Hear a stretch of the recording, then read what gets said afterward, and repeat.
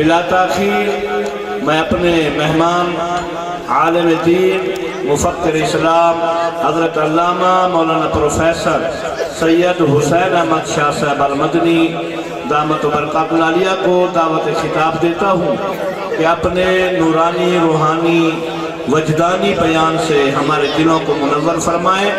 آپ حضرات نعرے کے ساتھ استقبال کیجئے۔ نعرہ تکبیر، نعرہ رسالت، نعرہ خلافت، نعرہ حیدری، جشن عید میلاد النبی، آستانہ عالیہ اویسیہ۔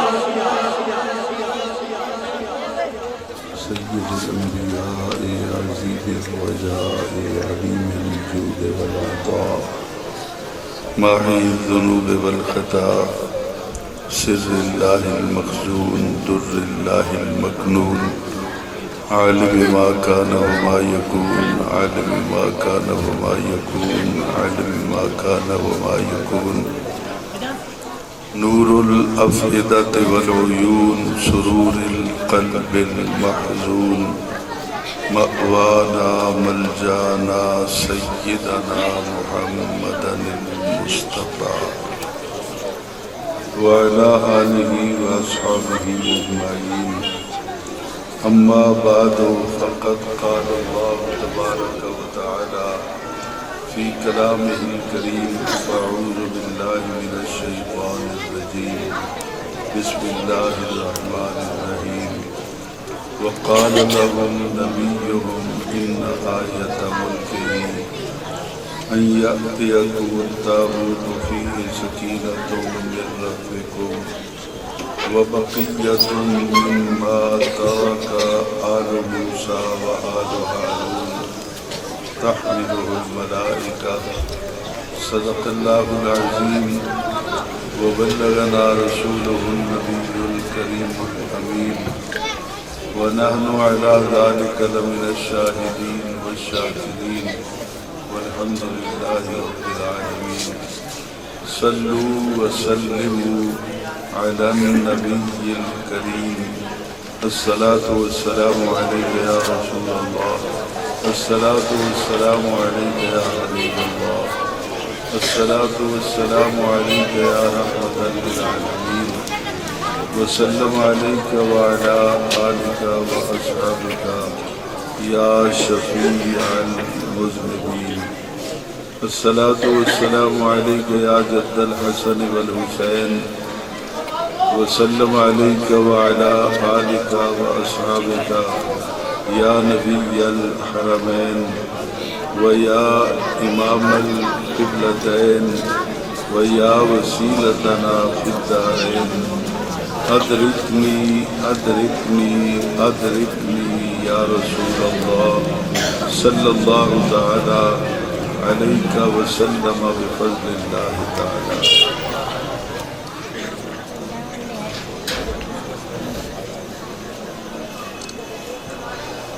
زیب محفل صدر مجلس قافلہ سالار اہل سنت میر کاروان اہل محبت پیر طریقت راہبر راہ رشد و ہدایت جناب قبلہ محمد امین محمود مہاروی صاحب دامت برکاتہم القدسیہ، وزیر وقار مقتدر محترم محتشم علماء ذی کرام نعت خوانان ذی قدر و معزز سامعین و حاضرین کرام، السلام علیکم۔ قبل اس کے کہ انتہائی مختصر وقت میں اپنی معروضات جناب کی سماعتوں کی نظر کروں، دل سے دعا کیجیے کہ خلاق عالم اپنے پیارے حبیب صلی اللہ علیہ وسلم کے طفیل آج کی اس پروقار بزم میلاد مصطفیٰ صلی اللہ علیہ وسلم میں قرآن و سنت کی روشنی میں حق و صداقت پر مبنی مجھے گفتگو کرنے کی توفیق عطا فرمائے، اور بعد اس کے دعا کیجئے کہ اللہ تعالیٰ مجھے بیان کرنے کے بعد فریقین کو آپ کو سننے کے بعد فریقین کو اس پر عمل کرنے کی توفیق عطا فرمائے۔ میں انتہائی شکر گزار ہوں اپنے آج کے میزبانوں کا، جنہوں نے مجھ جیسے نالائق اور ناکارہ خلائق انسان کو آج کی اس روح پرور خوبصورت حسین محفل میں نبی اکرم صلی اللہ علیہ وسلم کا حسین ذکر کرنے کے لیے موقع فراہم کیا۔ یہ اتنا بڑا اعزاز ہے میرے لیے جتنی میری اوقات نہیں ہے۔ احباب ذی وقار، قرآن مجید فرقان حمید کے دوسرے پارے میں سے سورۃ البقرہ کی آیت نمبر 248 کو میں نے تلاوت کیا ہے۔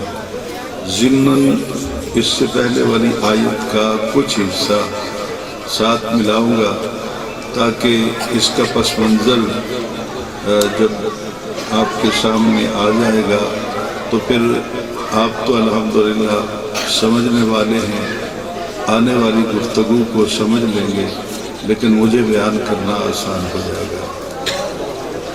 جناب صدر، تمہیدی کلمات میں اب میرا خیال ہے وقت کو صرف کرنا دانشمندی نہیں ہے۔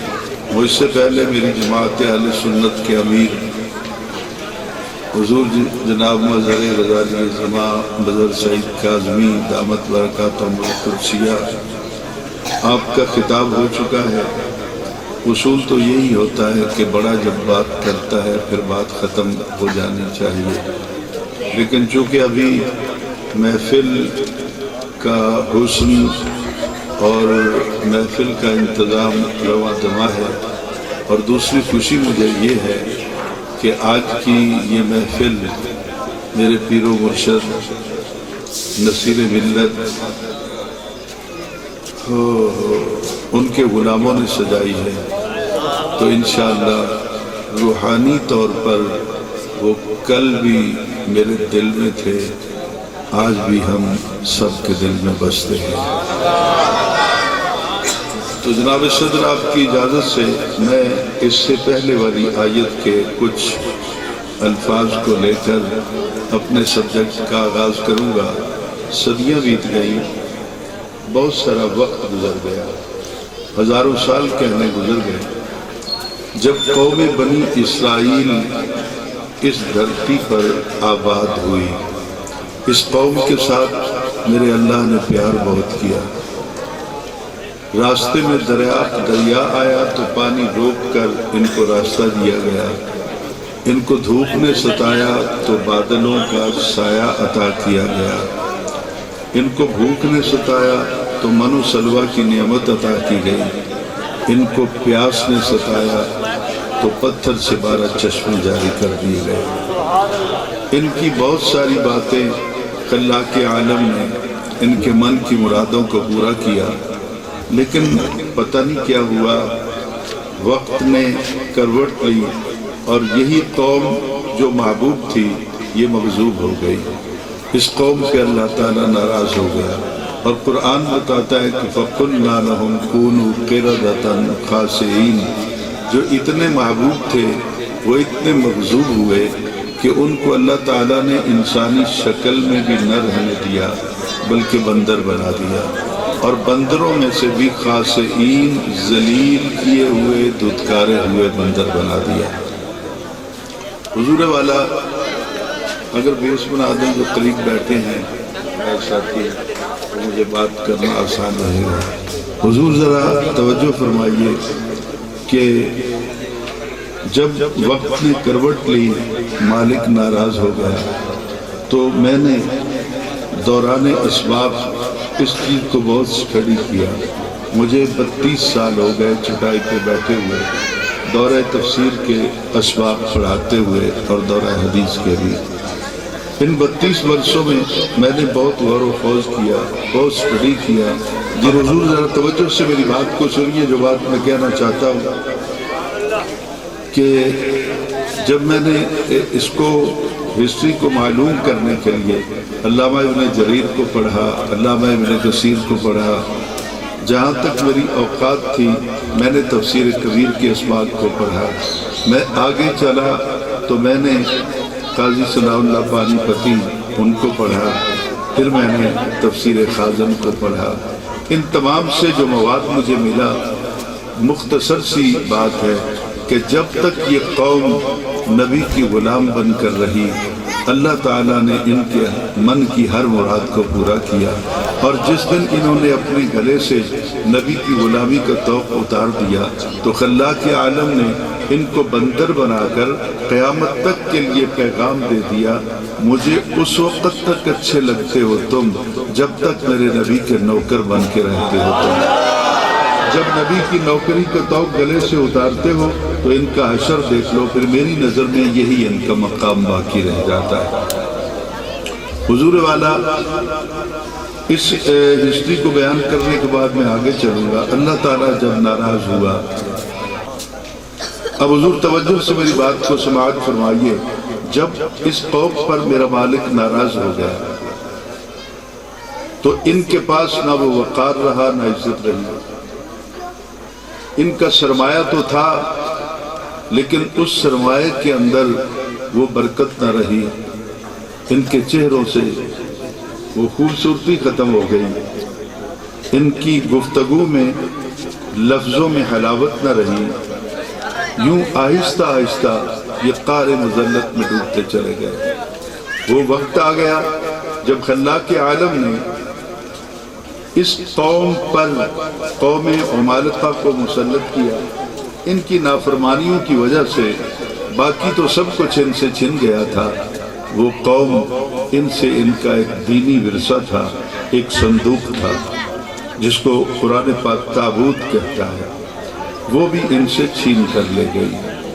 تابوت کی توہین وہ کرتے رہے، چونکہ تھا ان کا، توہین ادھر ہوتی رہی، وہ تو پہلے غضب کے شکار تھے، ان پر بھی اللہ تعالیٰ کا غضب بڑھتا چلا گیا۔ جب قوموں پر مالک ناراض ہوتا ہے، جب گھروں پر خالق ناراض ہوتا ہے، جب معاشروں پر اللہ تعالیٰ ناراض ہوتا ہے تو پھر سارے لوگ خواب غفلت کا شکار نہیں ہوتے۔ جناب صدر کچھ باب راتوں کو رویا کرتے، اپنے آنسوؤں سے باب رحمت پہ دستک دیا کرتے ہیں۔ کچھ مائیں اپنی چادر کا دامن پھیلا کر رو رو کے بھیک مانگتی رہتی ہیں اور وہ عرض کرتی رہتی ہیں کہ یا اللہ میرے پتروں دی خیر ہو، میریاں دھیاں وسنیاں رہے، میرے محلے کی اور میرے شہر کی خیر ہو۔ تو اس طرح مائیں روتی، اس دور کے اندر بھی روتی رہی ہوں گی، میں یہ تصور کرتا ہوں۔ تو کسی ماں کے آنسوؤں نے تو باب رحمت پہ دستک دی، کسی باپ کی فریاد نے تو اس کی رحمت کو پکارا، یوں باب رحمت کھل گیا، اور اللہ تعالیٰ نے اس دور کے نبی حضرت شموئیل علیہ السلام کو حکم دیا کہ اس طرح کرو، اس قوم کو ایک پیغام دو، یہ ایک کام کر لیں مشکلیں میں آسان کر لوں گا، جو کچھ نہیں ہو سکتا وہ بھی ہو جائے گا، لیکن پہلے میرا حکم مانے کہ اس قوم کے اندر ایک غریب سا آدمی رہتا ہے، تن پہ کپڑے پھٹے ہیں، دسترخوان پہ کھانا نہیں ہے، کبھی پانی پی کے سو جاتا ہے، طالوت اس کا نام ہے، یہ اس کو اپنا بادشاہ بنا لے۔ وقال لهم نبیہم، ارشاد فرمایا ان سے یعنی اپنی قوم سے، نبیہم ان کے نبی علیہ السلام نے، کہ ان اللہ بے شک اللہ تعالیٰ نے قد بعث لکم تحقیق مقرر کر دیا ہے تمہارے لیے طالوت ملکہ، اس بچے کو جو غریب سا ہے اس کو تمہارا بادشاہ بنا دیا، سربراہ بنا دیا، جاؤ جا کے اس کے در پر اس کی حکمرانی کو قبول کرو، تمہاری مشکلیں جانے اور میں خدا جانے۔ لیکن حضور عمراء کا مزاج اپنا ہوتا ہے، یہ طاقت کا نشہ، یہ سرمایہ کا، دولت کا نشہ، یہ بھی انسان کو کہیں کا نہیں رہنے دیتا۔ تو اس دور کے عمراء نے فوراً اس پر اللہ تعالیٰ کی بارگاہ میں اپنا objection جو تھا وہ پیش کر دیا۔ وہ کیا تھا؟ قالو، سب نے کہا، انا، علماء بیٹھے ہیں، یہ حروف استعجاب میں سے ہے، تعجب کے طور پر بولا جاتا ہے۔ انا اس کے معنی بنتے ہیں کیسے، کیوں کر، کس طرح، کیویں، یہ کیسے ہو گیا، یہ کس طرح ہو گیا، یہ کیویں ہو گیا، یہ سارے اس کے معنی بنتے ہیں۔ انا یکون، یہ کیسے ہوا، لہ الملک علینا، کہ غریبوں کا بیٹا اب ہمارا بادشاہ بنے گا، ہم اس کے سامنے جا کے ہاتھ جوڑ کے کھڑے ہوا کریں گے۔ ہم اس کے حکم کی تعمیل کیا کریں گے. یہ تو نسلوں سے ہمارے نوکر چلے آ رہے ہیں. ہمارے ڈیروں پر صفائی کرتا ہے اس کا باپ, کھانے کو اس کے پاس نہیں ہے, رہنے کو جھونپڑی ہے. اس کے اندر وہ کون سے کوائف ہیں جن کو بنیاد بنا کر اللہ تعالیٰ نے اس کو ہمارا بادشاہ بنا دیا.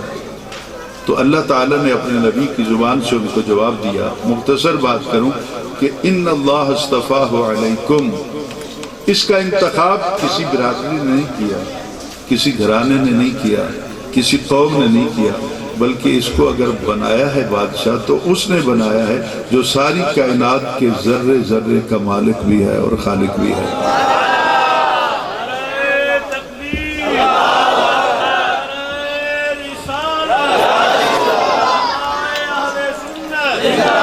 اور حضور والا قرآن پاک کے غالباً تیسرے پارے میں ہے کہ واللہ یؤتی ملکہ من یشاء, وہ مالک جو ہے ایک ایک ذرے کا, وہ جب چاہتا ہے جس کو چاہتا ہے حکومت عطا کر دیتا ہے. تو اس نے عطا کر دیا, تم کون ہوتے ہو انکار کرنے والا. قوم پھر بھی مطمئن نہیں ہو رہی تھی, تو یہ مالک کا کرم تھا. کسی ماں کے آنسوؤں نے اپنی طرف متوجہ جو کیا تھا اس کے کرم کو, تو اللہ تعالیٰ نے پھر ایک اور بات کی. اب یہ آیت نمبر 248 شروع ہوتی ہے. 247 نمبر کی آیت کے کچھ مقامات اقتباسات میں نے عرض کر دی. آیت نمبر 248 میں گفتگو ہوتی ہے وقال لهم نبیہم, ان سے ان کے نبی علیہ السلام نے ارشاد فرمایا ان آیت ملک ہی رب آخر اونج نہیں من دے تو تانوں کوئی نشانی دکھاواں. اگر بات سمجھ میں آ رہی ہو تو ویسے نہیں مانتے تو میں تمہیں کوئی دلیل دوں, کوئی نشانی دکھاؤں, تاکہ تمہارے دلوں کو اطمینان ہو جائے. جو تذبذب کا شکار ہے وہ اس عالم سے باہر نکل آئے.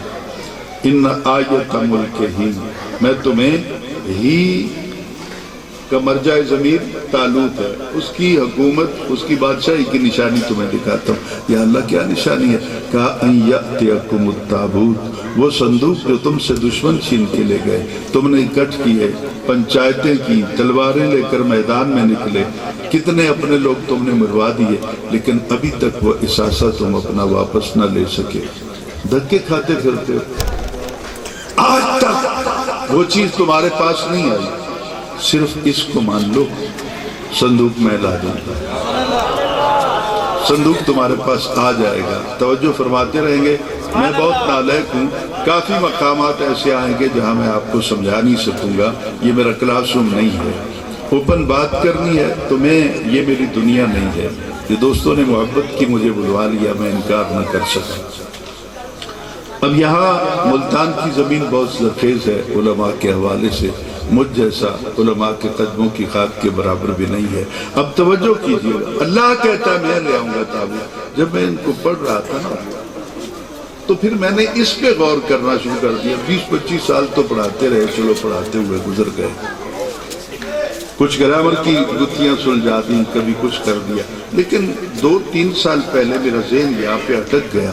آخر پوری قوم کے لاکھوں افراد میں سے ایک طالوت ہی کیوں نظر آیا؟ اس کے اندر ہنر کیا تھا؟ اس کی کوالیفیکیشن کیا تھی؟ وہ حسین بہت تھا کیا کہ خلاق عالم نے لاکھوں افراد کا اس غریب کو بادشاہ بنا دیا. تو جب میں اس کی ہسٹری پڑھنے لگا تو جتنی کتب تفاسیر پڑھنے کی اوقات تھی میری, کم علم ہونے کے باوجود میں پڑھتا رہا. آخر جب میں نے تفسیر خازن کو کھولا, آج ملتان کی اس سرزمین پر علماء کی موجودگی میں اور قبلہ صاحبزادہ مہروی صاحب کی موجودگی میں دعویٰ نہیں کرتا, اگر یہ میں عرض کروں کہ میں خازن کا حافظ ہوں تو بے جا نہیں ہوگا. میں نے اتنا پڑھا, چونکہ روز پڑھنا پڑتا ہے, صبح چونکہ لیکچر دینا ہوتا ہے. میں نے جب اس کو اسٹڈی کیا تو انہوں نے طالوت کا جو تھا وہ سارا اس کی بیک ہسٹری کو بیان کر دیا. انہوں نے کہا طالوت جو تھے نا, یہ حضرت بنیامین کے بھائی تھے. بنیامین یوسف علیہ السلام کے بھائی تھے، یوسف علیہ السلام یعقوب علیہ السلام کے بیٹے تھے، یعقوب علیہ السلام اسحاق علیہ السلام کے بیٹے تھے، اسحاق علیہ السلام ابراہیم علیہ السلام کے بیٹے تھے۔ تو یکدم میرے تصور میں یہ بات آئی کہ اللہ ہمیں یہ واقعہ سنا کر پیغام دینا چاہتا ہے، جب بھی مشکلوں میں پھنس جاؤ نا، کبھی حالات تمہارے بس میں نہ رہیں، بالکل بے بس ہونے لگو، تو کسی آل رسول کی نوکری کر لو، مشکلیں اللہ آسان کر۔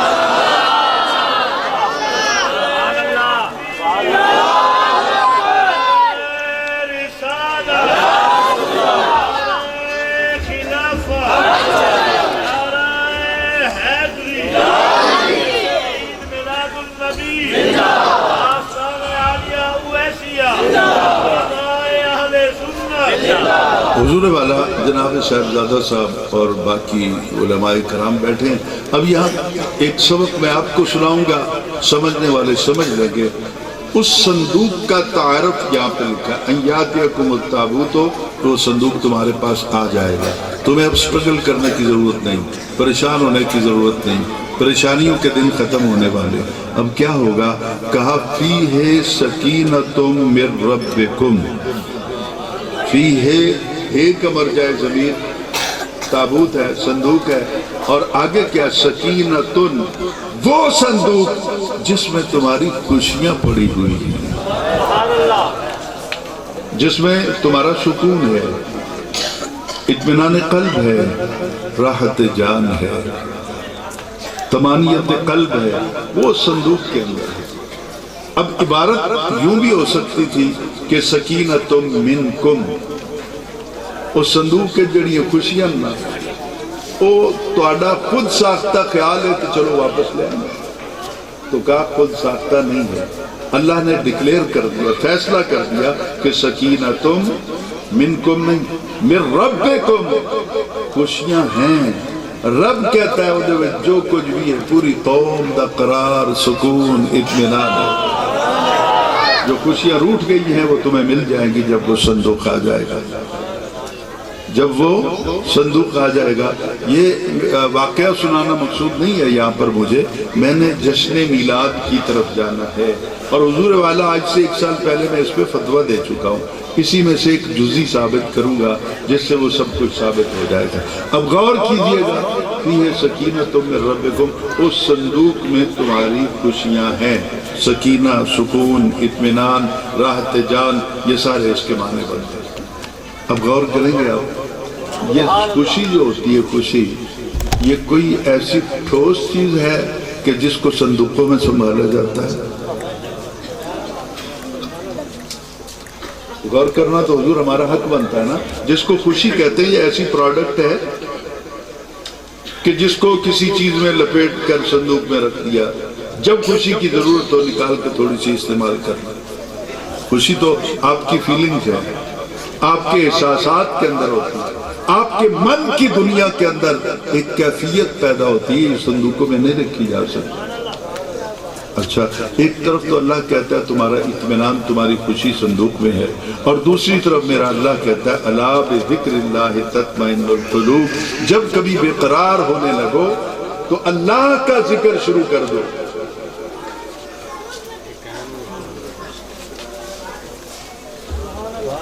جب کبھی بے قرار ہونے لگو تو اللہ کا ذکر کرو، تمہیں اطمینان مل جائے گا۔ میں سوچنے لگا، اطمینان ذکر اللہ میں ہے یا صندوق میں ہے؟ واقعہ میں نے سنا دیا، اب گفتگو شروع ہوگی۔ اطمینان اللہ کے ذکر میں ہے یا پھر تم نے بیس کم کر دیا؟ اطمینان اللہ کے ذکر میں ہے، چلو چھوڑو اسے مرضی کرنے دو، اطمینان اللہ کے ذکر میں ہے یا پھر صندوق کے اندر ہے؟ موازنہ جب کرنا شروع کیا تو ایک اور الجھن سامنے آ گئی کہ ذکر اللہ کا ہو تو دلوں کو اطمینان مل جائے گا، تو پھر ہم نعتیں کیوں پڑھتے ہیں؟ پھر رسول اکرم صلی اللہ علیہ وسلم کی عظمت کیوں بیان کرتے ہیں؟ پھر صحابہ کا ذکر کیوں ہوتا ہے؟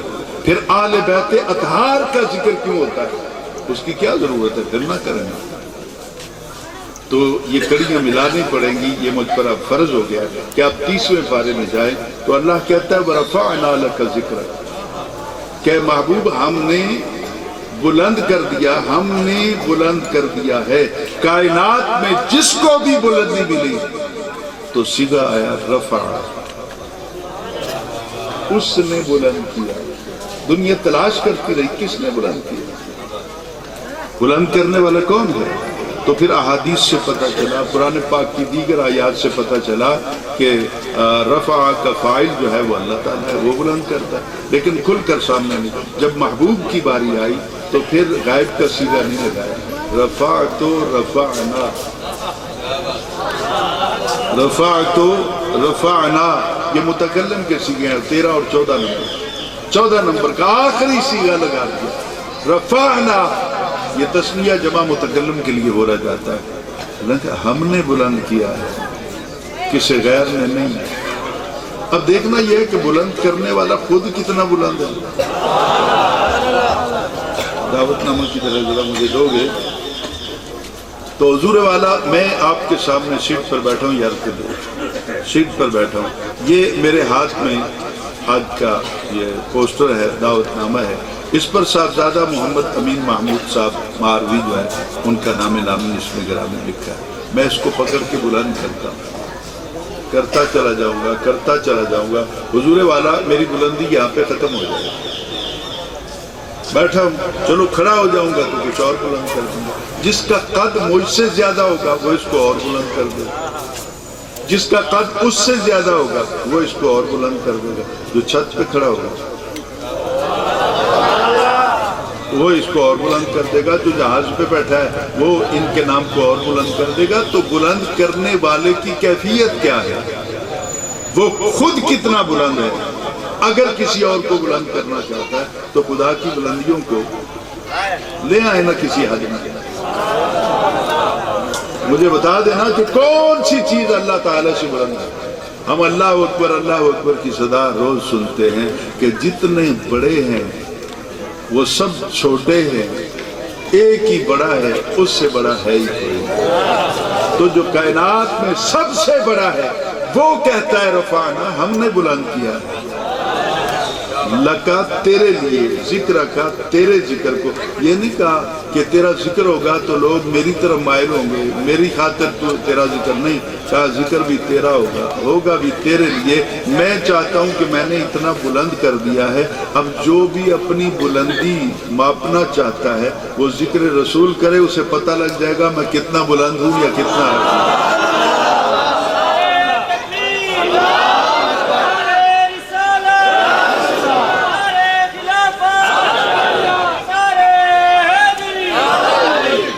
اب حضور والا غور کیجئے گا، اب غور کیجئے گا جو میں کہنا چاہتا ہوں اس پہ، تاکہ اپنی منزل کی طرف قریب پہنچ جاؤں. سرکار کا ذکر بلند ہو گیا. اب اٹھائیے تفسیر مظہری، قاضی ثناء اللہ پانی پتی حضرت بھی بیٹھے ہیں اور باقی علماء بھی تشریف فرمائے، اور ان سے بھی پوچھ لیجئے گا. قاضی ثناء اللہ پانی پتی 75% ساڑھے نال نہیں رہ رہے، 25% مہربانی فرماتے ہیں. کہیں بالکل سٹل ہو جاتے ہیں، سخت ہو جاتے ہیں، ہم کچھ نہیں کرتے. لیکن یہاں پر آ کر قاضی ثناء اللہ پانی پتی کا قلم بھی مجبور ہو گیا کہ جب جبرائیل سنا رہا تھا نا کہ سائیں وَرَفَعْنَا لَكَ ذِكْرَكَ اللہ کہتا ہے، تو نبی محترم صلی اللہ علیہ وسلم نے ارشاد فرمایا، پوچھا جبرائیل میرے ذکر کی باؤنڈری کہاں تک؟ کہ آگے پھر اللہ کا ذکر ہوگا، وہاں میرا ذکر رک جائے گا. تو اللہ نے کہا کہ باؤنڈریاں نہیں بنائی ہیں. آج کے بعد میں نے آپ کے ذکر کو اپنے ذکر کے ساتھ لازم و ملزوم کر دیا. اب جہاں میرا ذکر ہوگا وہیں آپ کا بھی ہوگا. میں کسی اہم مسئلے کی طرف جا رہا ہوں. اب چوتھے پارے میں آئیے. الذین یذکرون اللہ قیاما وقعودا وعلی جنوبہم. اللہ کا ذکر کرنے والے اس طرح ذکر کریں کہ وہ کھڑے ہوں تو تب بھی اللہ کا ذکر کریں، وہ بیٹھ جائے تب بھی اللہ کے ذاکر ہوں، وہ لیٹ جائے یار جو بات کرنی ہے کرنے میں بعد میں تقریر کرنی ہے. الذین یذکرون اللہ، وہ لوگ جو اللہ کا ذکر کرتے قیامن کھڑے ہو کر قعودن بیٹھ کر وعلا جنوب ہے. لائیے یہ اگر آیت نہ ہو قرآن پاک میں تو اسی چوک کے اندر ایک کال کیجئے گا حسین احمد مدنی حاضر ہو جائے گا. نہ آؤں تو اب سید زادہ نہیں. اگر میں آؤں تو جو چیلنج کرے ثابت کرے کہ میں نے حوالہ غلط دیا یہ عبارت نہیں ہے میری گردن کاٹ دیجیے. میرے ورثہ فیاض درج نہیں کرائیں گے. یہ سارے آپ بھی سامنے بیٹھے ہیں گواہ بیٹھے ہیں کہ میں نہیں کہا. اور اگر ثابت نہ کر سکو تو پھر ہم آپ کی گردن نہیں چاہتے. ہم اتنا ہی عرض کریں گے اگر ہم سچ بولتے ہیں تو آؤ نہ مل کے سچ بولا کریں.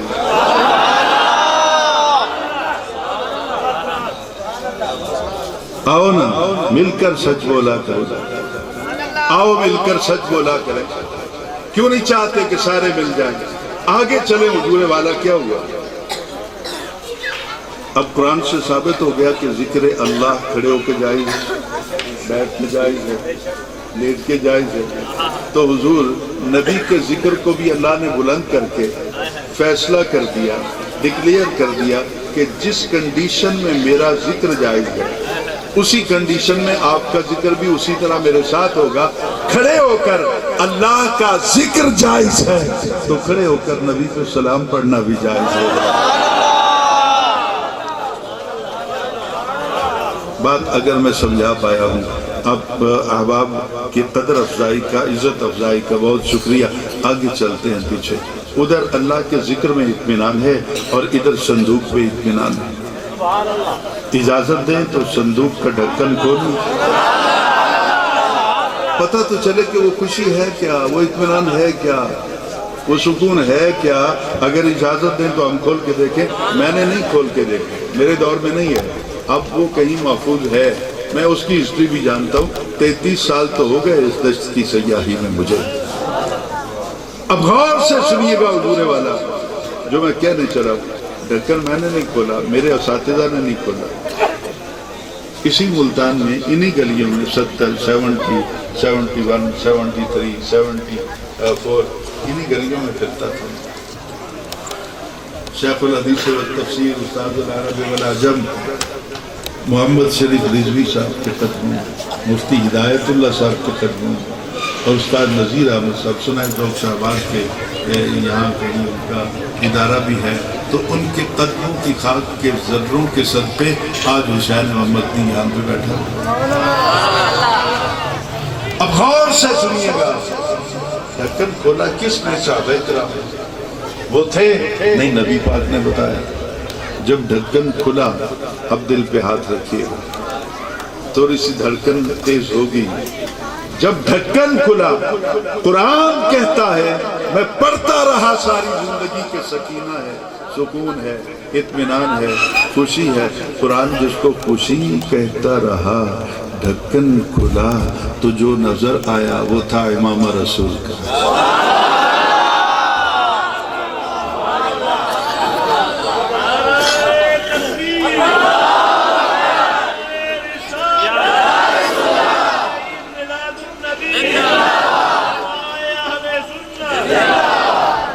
ڈھکن کھلا تو تھا امامہ رسول کا, آگے نظر پڑی تو تھا کرتا رسول کا, آگے دیکھا تو تھا عصا رسول کا. چوتھی چیز کا نام لوں گا تو فرد مسرت سے ہر گلاب کھل جائے گا, ہر گلاب کی رنگت دیکھنے کے لائق ہو جائے گا. کچھ گلاب مرجھائیں گے, کچھ کلیوں کا حسن ماز پڑے گا, لیکن میں ان سے معذرت نہیں کروں گا کہ میں ان کا نوکر نہیں, میں تو مدینے والے کا نوکر. اب غور سے سنیے گا, اب غور سے سنیے گا جو بات میں کہنا چاہتا ہوں کہ جب ڈھکن کھول کر دیکھا تو گنتے بھی آئیے. پہلے تھا امامہ رسول کا, آگے دیکھا تو کرتا رسول کا, آگے دیکھا تو عصا رسول کا. یہ موسیٰ علیہ السلام کے تبرکات. جب چوتھی چیز پر نظر پڑی تو دل دھڑکنا بھول گیا کہ جس کو قرآن سکینہ کہتا ہے, خوشی کہتا ہے, وہ تھی نالین رسول کی.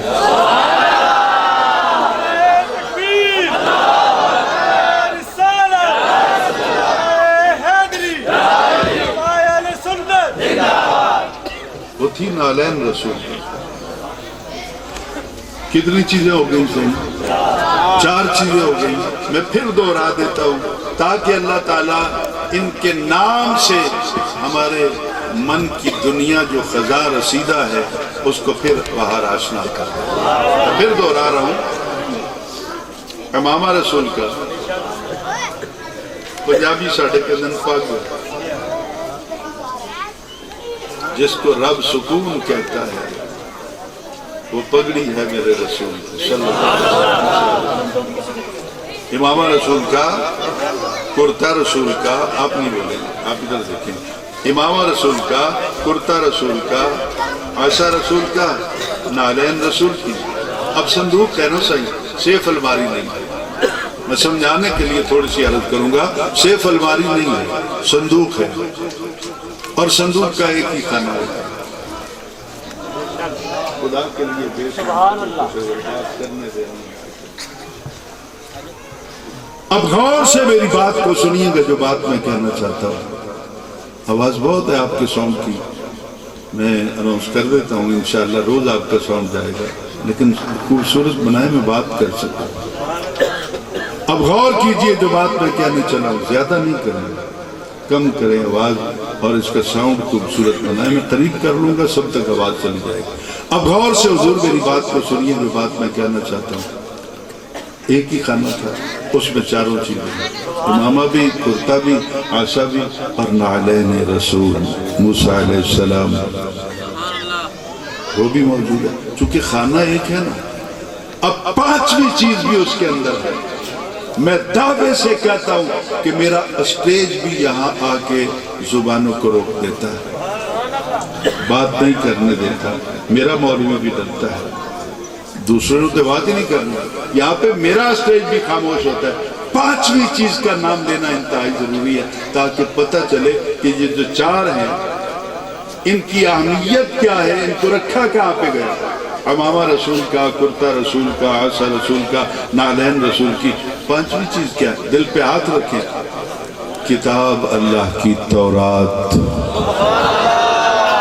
نہیں سمجھ آئی؟ 2-4 چہرے مجھے نظر آئے جو حقیقت کی تہہ تک پہنچ گئے، یعنی نبی کے تبرکات کے ساتھ ہی اللہ کی کتاب بھی موجود ہے۔ تو مجھے ایک بات کہنے دیجئے، اجازت دیجئے، جدی نالین دا مقام ہے او دے حسین دا کی مقام ہے۔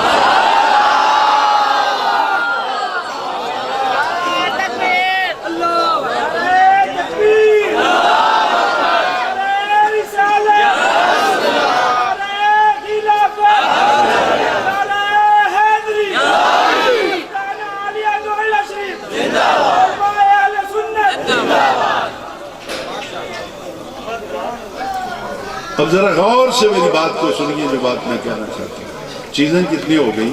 امامہ 1، کرتا 2، عصا 3، نعلین رسول صلی اللہ علیہ وسلم 4، اللہ کی کتاب تورات 5۔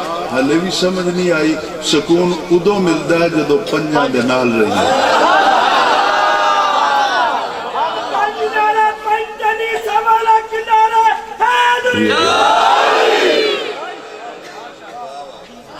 کا ہونا اطمینان کے لیے بہت ضروری ہے۔ اور میں اس کا دوسری اپنا تصویر کا رخ جو ہے وہ بھی عرض کر دوں کہ 5 تک پہنچ نہیں سکتا بندہ جب تک 4 تک نہ پہنچے۔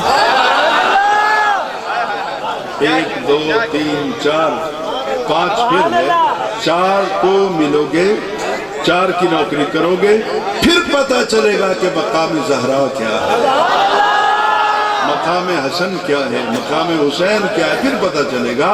تو 4 اور 5 لازم و ملزوم ٹھہرے، نہ انہا تو بغیر گزارا ہے، نہ انہا تو بغیر گزارا ہے، اور قیامت تک کے لیے پتہ چل گیا جو 4 کو مانے 5 کو چھوڑے وہ بھی سکون اچھ نہیں راندے، جڑے 5 منن تے 4 چھوڑ دیں سکون اٹھے بھی نہیں رہتا۔ سکون فقط ان دلوں کا مقدر ہے، ان شہروں کا مقدر ہے، ان گھروں کا مقدر۔ اب غور سے سنیے جو بات میں کہنا چاہتا ہوں کہ سکون فقط ان کا مقدر ہے جڑے 4 دے بھی نوکرن تے 5 دے بھی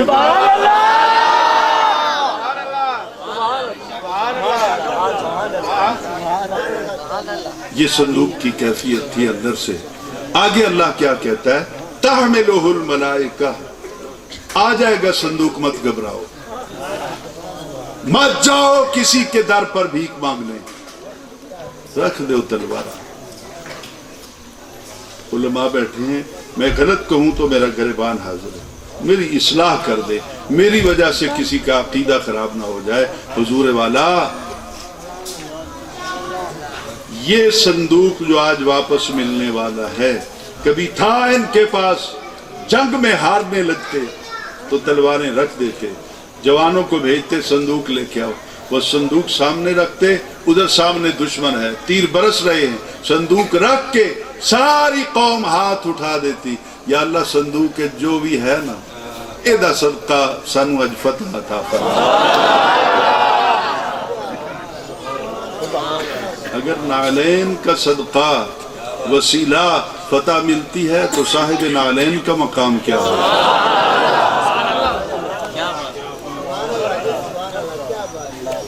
اب غور سے میری بات کو سنیے، آگے لے کے چلوں۔ جی چاہتا تھا یہاں کوئی دیر ٹھہرتا، لیکن وقت کے دامن میں گنجائش نہیں ہے۔ اب غور سے سنیے گا، تحملہ الملائکہ، علماء بیٹھے ہیں، حملہ یحملہ سے تحملہ، تحملہ ہو کا مرجع ضمیر تابوت ہے، تحملہ اس صندوق کو اٹھائیں گے ملائکہ، تحملہ الملک نہیں،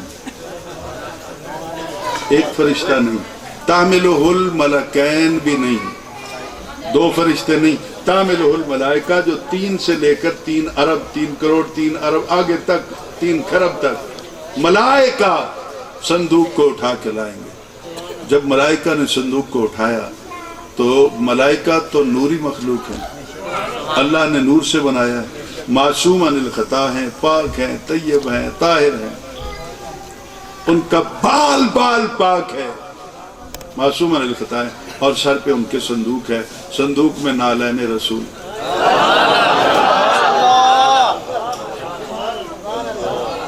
توجہ کیجئے نا کہ نبی کے قدم لگیں تو کیا مقام ہے۔ جن کو نبی کے قدم لگتے ہیں آج تک ہم ان کے جھنڈے بناتے ہیں، جن کو نبی کے لب چومتے رہے ان کا کبھی ذکر کرنا۔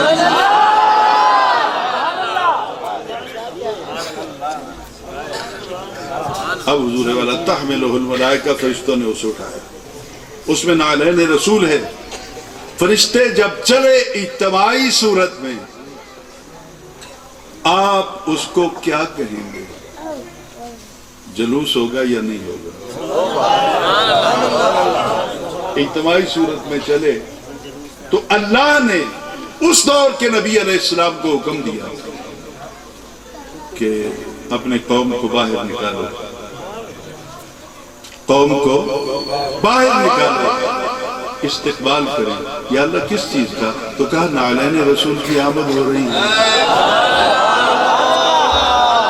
اگر بات سمجھ لیں، میں اپنی طرف سے نہیں کہہ رہا ہوں، جو قرآن پاک کے الفاظ ہیں ان کی وضاحت کر رہا ہوں، اور وضاحت بھی میں نہیں کر رہا، جو مفسرین نے کی ہے، میں وہی الفاظ آپ تک پہنچا رہا ہوں۔ تو اللہ نے کہا نکلو باہر، جتنے بشر ہیں استقبال کرو، نعلین رسول کی آمد ہو رہی ہے، اور اٹھا کے کون لا رہا ہے؟ نوری فرشتے۔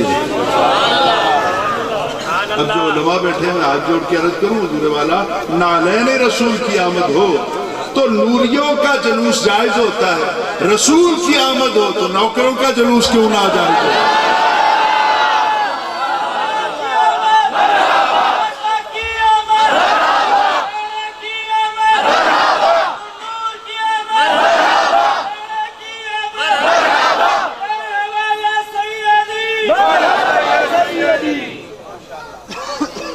یہ اس سے جزئی ثابت ہوتی ہے کہ نبی کے نوکر جب بازار میں نکلتے ہیں، جب نبی علیہ السلام کے غلام بازار میں نکلتے ہیں تو ظاہر ہے گرد و غبار کپڑوں پر بھی، چہرے پر بھی، پیشانی پر بھی، سر کے بالوں پر بھی، کسی کی زلفیں ہیں تو زلفوں پر بھی، چشمہ لگایا ہے اس چشمے پر بھی، امامہ ہے تو اس پر بھی۔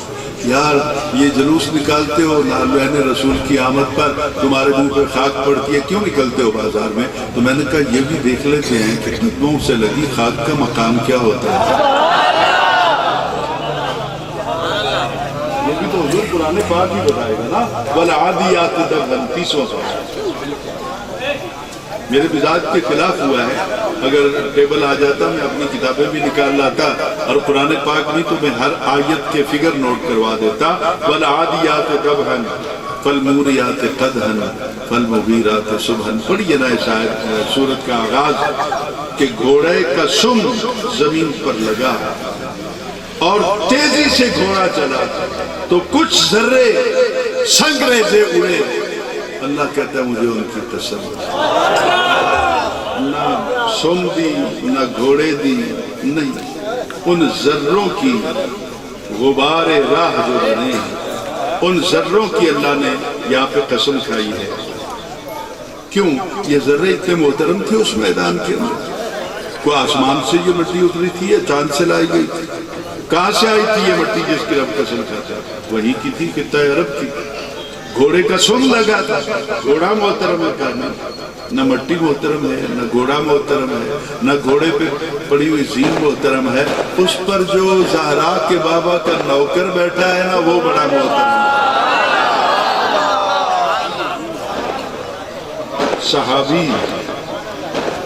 صحابی رسول، تم فرق کرتے رہو نا کہ افضل کون ہے، مفضول کون ہے، ایک نمبر پہ کون ہے، چار پہ کون ہے۔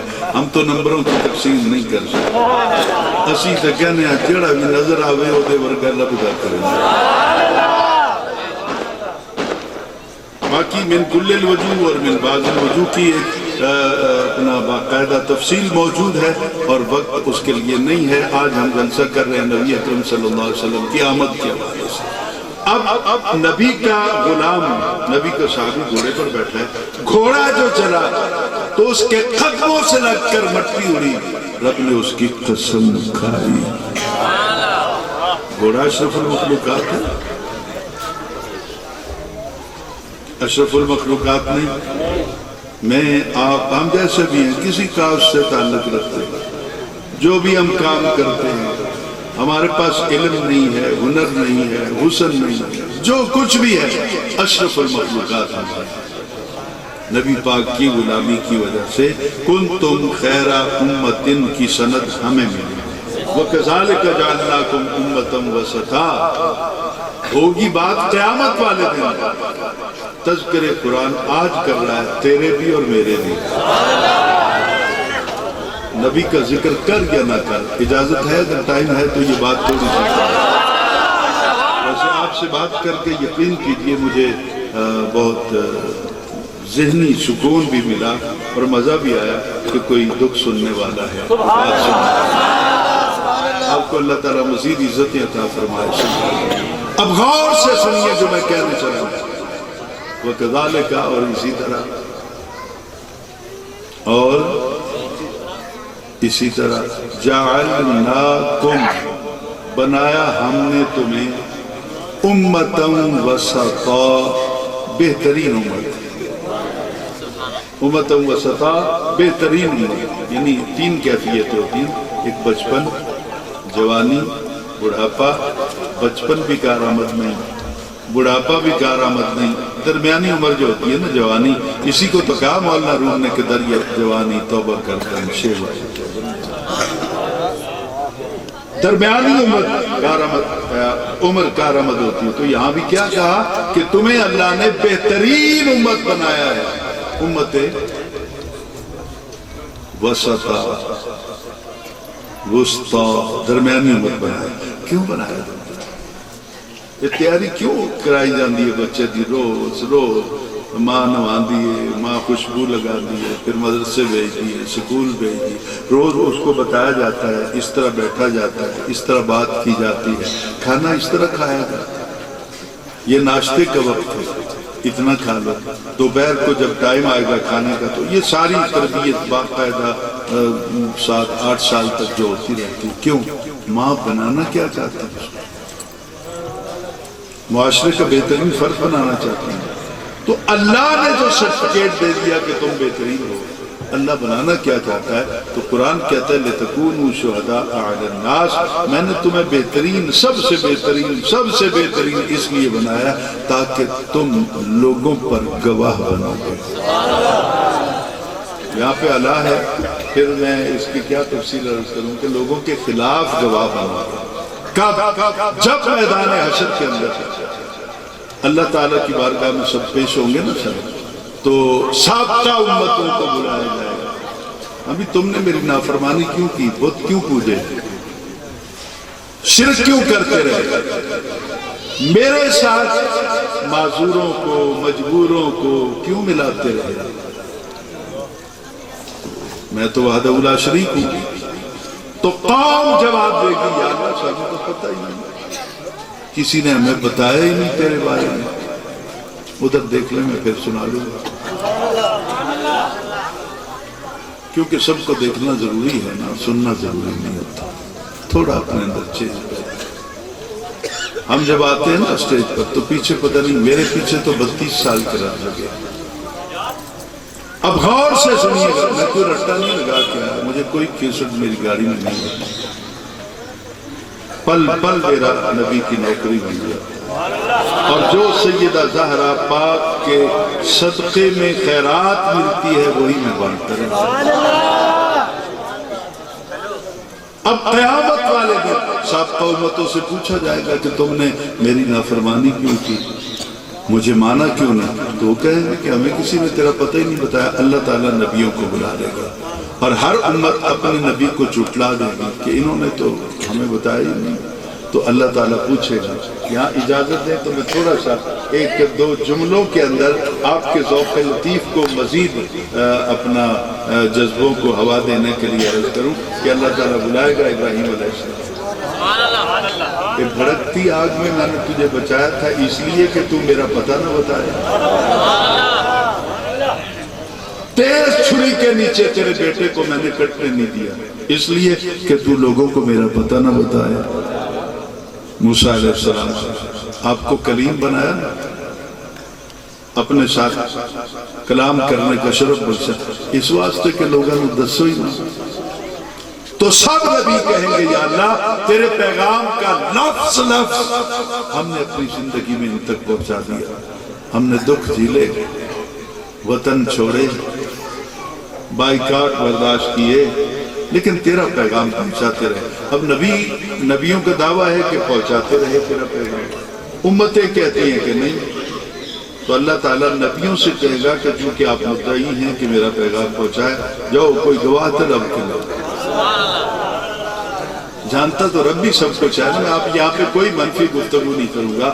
اب عشق کے باب میں ہم داخل ہو رہے ہیں، نبیوں سے کہا جائے گا جاؤ جا کے اپنا گواہ تلاش کرتے ہیں، اور ادھر وہ لاکھوں کی تعداد میں کروڑوں کی تعداد میں لوگ ان کے مخالف کھڑے جن پہ ان کے احسان ہیں، جن کو انہوں نے بچایا تھا۔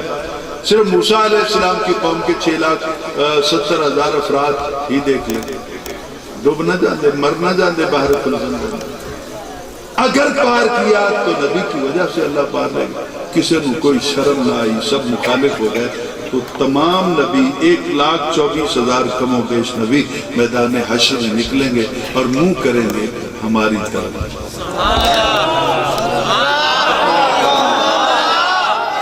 اپنا مرتبہ اس میں کوئی اپنا نہیں بنائی گئی کوالٹی، کوئی میرٹ نہیں کہ اے نہیں، ہم جتنے بھی بیٹھے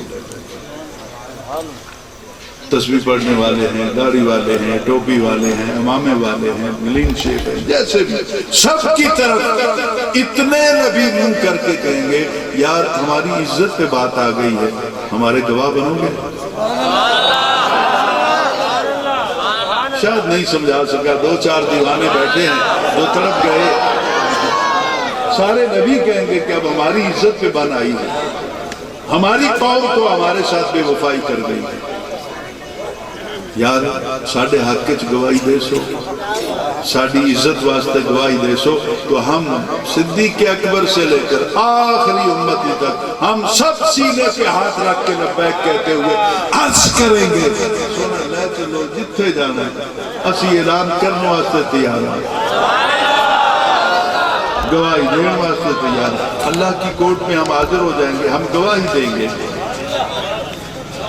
ہم گواہی دیں گے لَتَكُونُوا شُهَدَاءَ عَلَى النَّاسِ، ہم گواہی دیں گے ان کے خلاف جنہوں نے جھوٹ بولا تھا ہم نبیوں کے حق میں گواہی دیں گے یا اللہ تیرا اے نبی بھی سچا ہے، تیرا اے بھی سچا ہے، تیرا اے بھی سچا ہے۔ ایک ایک نبی کو نامینیٹ کر کے ہم گواہی دیں گے کہ سچے ہیں، تیرے سارے نبی سچے ہیں۔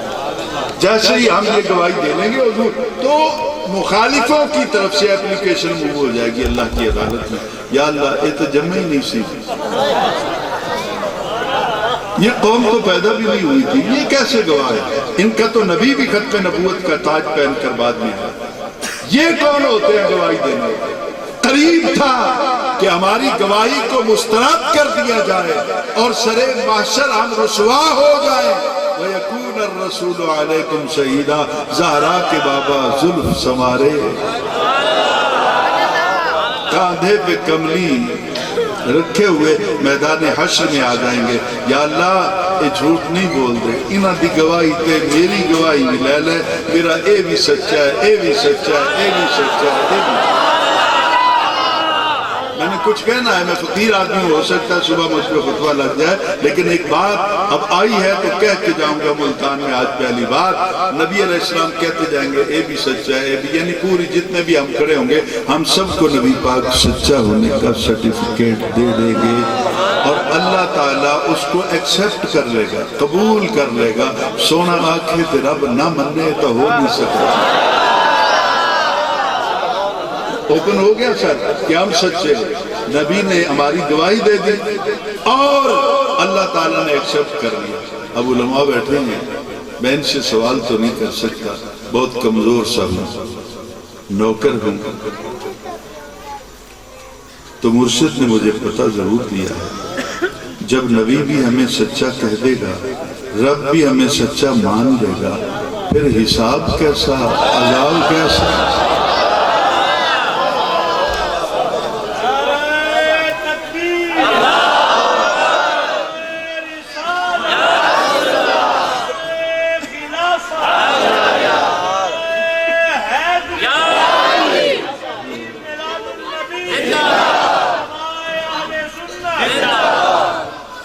شعر پڑھتا تو ہوں لیکن اپنے اسٹڈی روم میں کبھی ہوتا ہے کوئی اہل دل بیٹھے ہوتے ہیں۔ آج شہزادہ تشریف فرما ہیں مہار شریف کے، جن کے نوکروں کے نوکروں کے نوکر ہیں ہم۔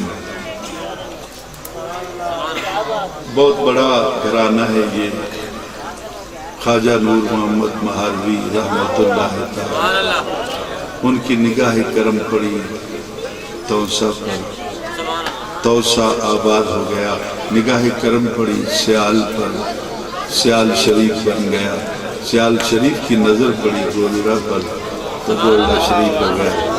ہم تو نوکروں کے نوکروں کے نوکر ہوئے نا۔ حضور غور سے سنیے جو بات میں کہنا چاہتا ہوں، عرض کرنا چاہتا ہوں، وہ میری فکر نہیں، اعلیٰ حضرت کی فکر ہے۔ ڈر تھا کہ عیسیاں کی سزا،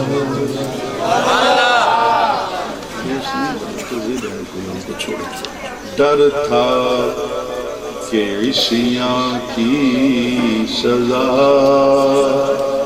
اب ہوگی یا روز جزا، ڈر تھا کہ عیسیاں کی سزا اب ہوگی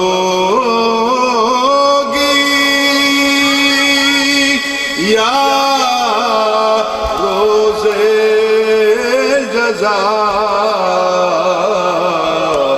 دی میرے آقا نے صدا، یہ بھی نہیں وہ بھی نہیں۔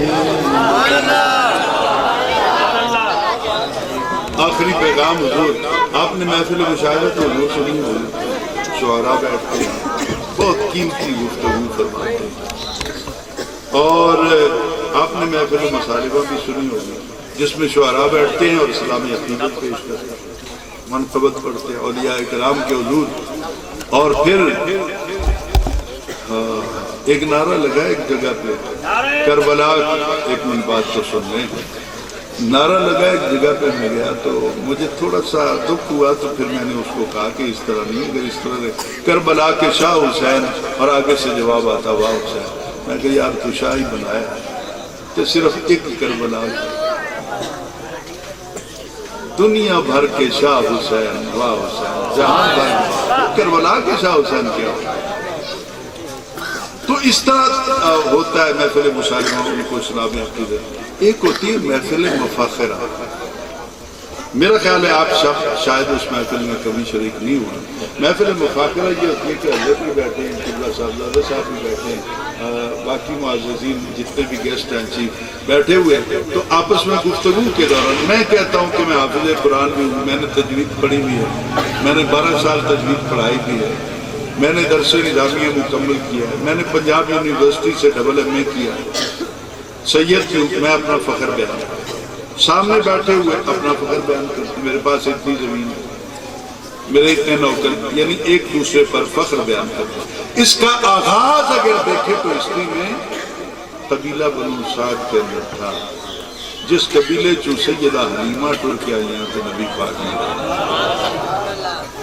اس میں یہ ہوتا تھا، ایک وہ تھڑا بنا ہوا تھا، تھڑا کہتے ہیں، یہ چبوترا کہتے ہیں، چوک کے اندر شام کے وقت قبیلہ بنو سعد کی بچیاں اپنے اپنے بھائیوں کو لے کر بنا کے سنوار کے سجا کے اس تھڑے پہ آ جاتی، اور کوئی آگے میں جب محفل سج جاتی تو کوئی کہتی میرے بھائی کا متھا ویسے ہو جائے کسے نہ، کوئی کہتی میرے بھائی کے اپنا رخسار دیکھو کیسے، خد و خال دیکھو کیسے ہیں، دیکھو نا میرے ویر دیاں اکھاں کے ہو جائیں، میرے ابرو، میرے بھائی کے ابرو کیسے ہیں، میرے بھائی کے ہاتھ کیسے ہیں، بازو کیسے، وہ فخر کرتی ہے. تو جس دن حلیمہ دی گھر سرکار گئے، حلیمہ دی دھی شیمہ دوسرے دن نبی پاک نے اپنے کندھے نال لگا کے اٹھے چادر پا کے اس تھڑے تے جا بیٹھی. ساریاں نے اپنے اپنے ویران دی تعریف کی تھی. جب سیدہ حلیمہ کی بیٹی نے شیمہ نے نبی علیہ السلام کے چہرے سے پردہ ہٹایا تو کسی نو بولن دی جرت نہ ہوئی، اور سب نے اپنے بھائیوں کے منہ پر کپڑے ڈالیے. شیمہ نے کہا بولو نا، ہن کیوں نہیں بول رہے؟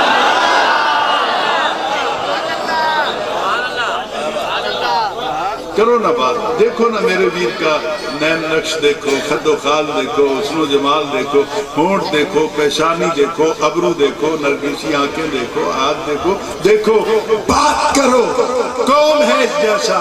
تو سب جتنی بھی بچیاں تھی انہوں نے اپنے بھائیوں کو اپنے کاندھوں سے لگایا اور سر جھکا کر کہنے لگی ایدے ورگا کوئی ہووے تے بولیے نا.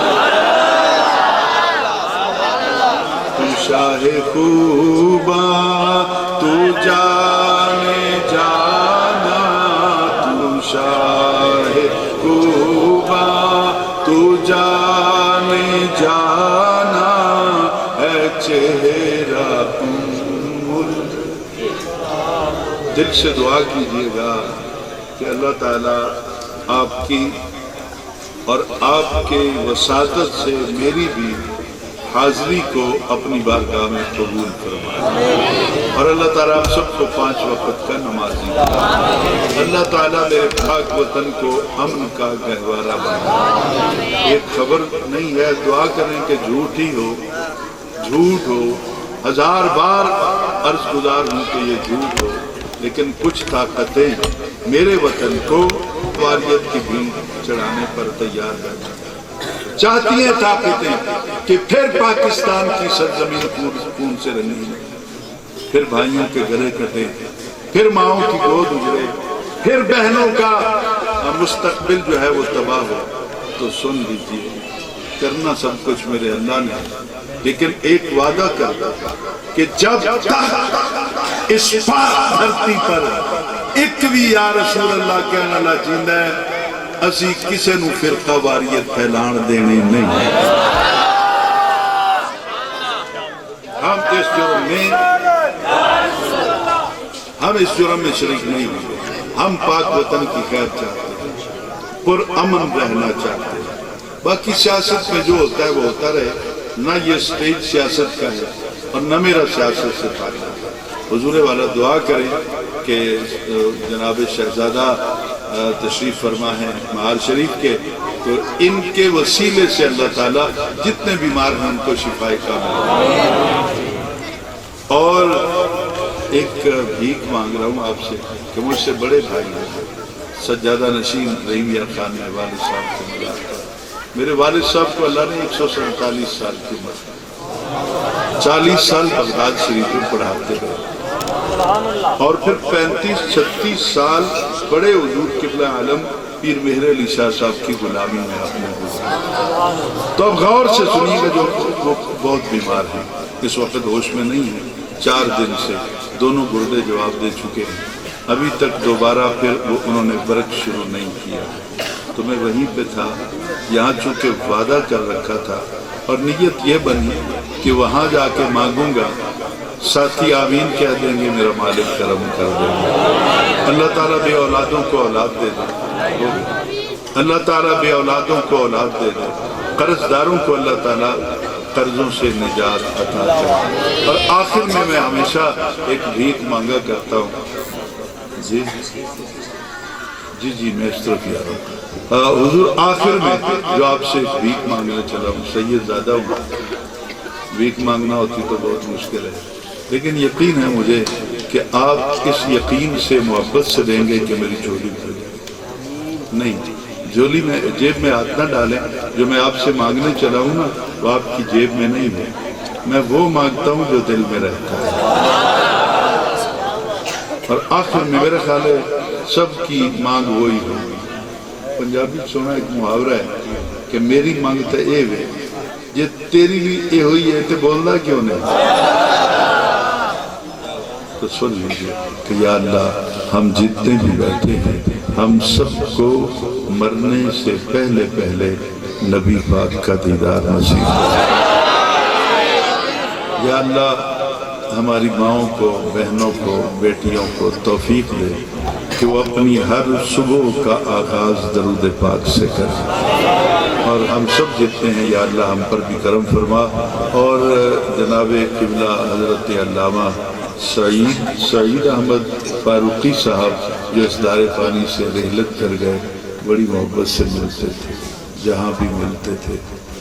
ان کی ابھی مجھے پتہ چلا، چونکہ میں بھائی صاحب کے ساتھ کچھ دن تو SIUT سکھر میں رہا، جو بہت بڑا ہاسپٹل ہے، اور پھر واپس رحیم یار خان میں آر بھائی کے ہاسپٹل میں، تو کل ہی اس طرف نکلا ہوں، جہاں جہاں وعدے تھے کافی سے تو معذرت کر لی میں نے، اور دل سے دعا ہے کہ اللہ تعالیٰ علامہ سعید احمد فاروقی صاحب کو قبر میں زہرا کے بابا کا دیدار نصیب کرے۔